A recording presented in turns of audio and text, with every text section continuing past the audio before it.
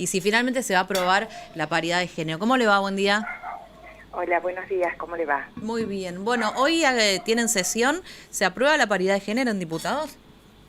Sí, efectivamente, hoy tenemos sesión y está en el orden del día la ley de paridad y, bueno, los consensos necesarios para que obtenga media sanción están, así que yo creo que no va a haber dificultades en eso, así que por fin hoy vamos a poder aprobar la paridad de género. ¿Unánime, doctora? En general, sí, en general sí. Entiendo que en particular va a haber algunas observaciones, pero que en general sí, yo creo que va a ser unánime. De hecho, estoy segura que va a ser por unanimidad porque esta ley que hace tanto tiempo estaba en agenda y que no podíamos lograr los consensos necesarios para sancionarla, que hoy salga es producto realmente de la convivencia, la tolerancia y el respeto dentro del cuerpo para poder consensuar, digamos, que podamos dar hoy media sanción. Así que yo creo que va a ser por unanimidad. Diputada, ¿cuáles son esos puntos en particular en donde hay diferencias? Mira, en realidad son tres expedientes. El expediente que nosotros hoy vamos a dar aprobación con modificaciones es el expediente venido del Poder Ejecutivo Provincial. Los otros se adjuntan, pero los consensos se lograron sobre este expediente. Bueno, lo que este expediente, este proyecto de ley del Ejecutivo garantiza es la paridad de género en todos los cargos electivos legislativos establecidos en la Constitución de la provincia. Llámese senadores provinciales, diputados provinciales. La modificación que se introduce es que también se haga extensivo a los consejos deliberantes y también se incorporó a los convencionales constituyentes provinciales y municipales. Eso es uno de los ejes centrales de la norma. Después, otro de los ejes centrales es cómo deben estar integradas las listas para cualquiera de esos cargos, ¿sí? Siempre respetando la paridad de género, que deben integrarse de manera alternada entre géneros. Y esto debe ser a partir del primero o primera candidata titular hasta el último o última candidata suplente. Estos son más o menos la esencia de la norma. Bien. Después hay otras modificaciones al Código Electoral, pero que tiene que ver con el procedimiento, digamos, pero eso sería la esencia de la norma que hoy vamos a sancionar y que se lograron los consensos al respecto. O sea, más allá de esta instancia, ¿esto va a necesitar luego también una adecuación de las cartas orgánicas de cada una de las fuerzas políticas intervinientes en la provincia? Perdón, muy buena su acotación. Este también es extensivo a los ámbitos de representativo de los partidos políticos. ¿Qué quiere decir? En realidad, la mayoría de los partidos políticos de la provincia, que son partidos de distrito, claro, ya tienen readecuado su carta orgánica y a la normativa nacional. Van a quedar muy pocos partidos, los partidos provinciales, digamos, por ahí, que debieran adecuar su carta orgánica, pero ya son los menos, porque todos en realidad ya están adheridos y contemplan la normativa nacional como para respetar la paridad de cupo, inclusive en la elección o en la conformación de los órganos partidarios. En ese punto, a ver, ustedes citaron en su momento a los apoderados de los frentes, de las fuerzas partidarias, y un poco ahí hubo un intercambio de ideas, digamos, parte de lo que surgió de ahí es lo que termina también plasmado en el proyecto. No, nosotros sí, efectivamente hemos tenido reuniones ampliadas dentro de la Comisión de Asuntos Constitucionales, donde en principio se convocó a algunos apoderados de los partidos para que, en este caso específico, se convocó a los apoderados de los partidos que presentaron los proyectos, o sea, de los tres proyectos. Más o menos para que den su visión al respecto del por qué el contenido o el sentido Claro. de la ley, digamos, y para ahí empezar a consensuar cómo iba a quedar el texto final que hoy vamos a aprobar. Después, posteriormente también se hicieron otros tipos de reuniones con otros partidos pero todo fue para escuchar, obviamente, más que para escuchar sus propuestas, fue para interiorizarse de cómo iba a ser el contenido de la norma a aprobarse.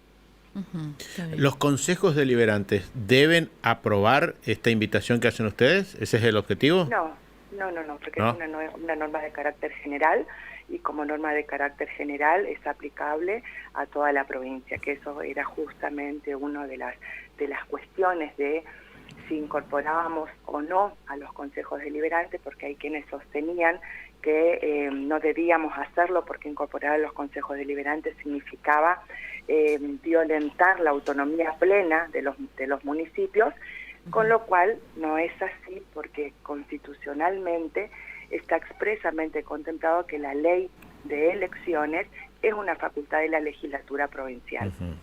Así que no deben adherirse, no deben, simplemente va a ser de aplicación en toda la provincia. Usted recién nos está contando las cosas en las cuales están de acuerdo. ¿En qué no están de acuerdo?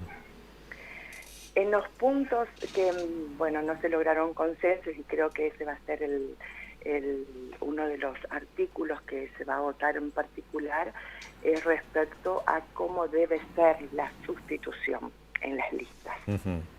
En dos situaciones particulares: cuando la alianza no cumple con la paridad de género, o cuando el candidato no reúne las calidades exigidas por la ley. Hay quienes en los otros proyectos, inclusive el mío en su momento, lo que proponía era que siempre la sustitución sea por género. Claro. Sea por género, y que se intime al partido, en su caso, o a la alianza o confederación de partidos, para que sustituya al candidato por uno de su mismo género y en el mismo lugar que tenía dentro de la alianza. Eso era una de las cuestiones. Diputado, sí, un par de cosas. Sé que Gustavo Amor, en este caso, el Frente de Todos lo que está proponiendo es que para la próxima renovación de legisladores, la del año que viene, ya haya una paridad 15 y 15, y de que el ingreso de las diputadas, digamos, en el caso de la Cámara Baja, sea en proporción, digamos, a las necesidades de la Cámara o del cuerpo para llegar a esta igualdad 15 y 15. Es decir, que si tienen que entrar 15 y 10 tienen que ser mujeres, van a entrar 10 y 5 hombres nada más. Y esto implicaría de que a lo mejor el que está primero en la lista de candidatos no ingrese, y sí la que está en cuarto lugar, sexto lugar, octavo lugar.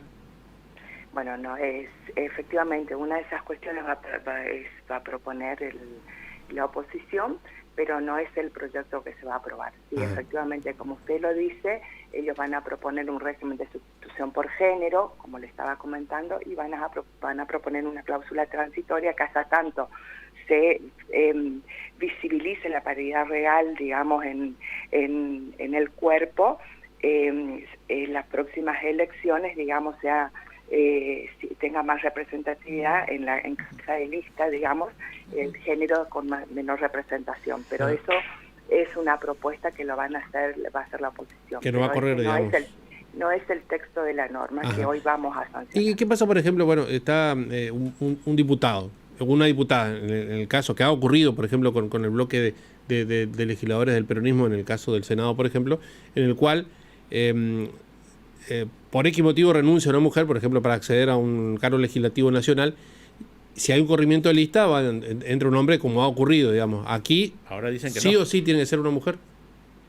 Acá va a haber corrimiento de lista, pero por alguien del mismo género, efectivamente. Correcto. Y pero acuérdese que esa situación particular que usted menciona, no se pudo aplicar esto porque nosotros no teníamos la ley todavía. O sea, eso es lo que nos diferenciaba a nivel nacional, que ahí, en casos similares, sí se pudo sustituir por alguien del mismo género, pero nosotros no lo podíamos hacer porque no contábamos todavía con la normativa que nos permitiera hacer de esa manera. Diputada, le voy a hacer una pregunta que a lo mejor hasta algunos me van a decir que es una pavada lo que estoy preguntando, pero ya está avalado, digamos, por la legislación argentina el caso de los no binarios.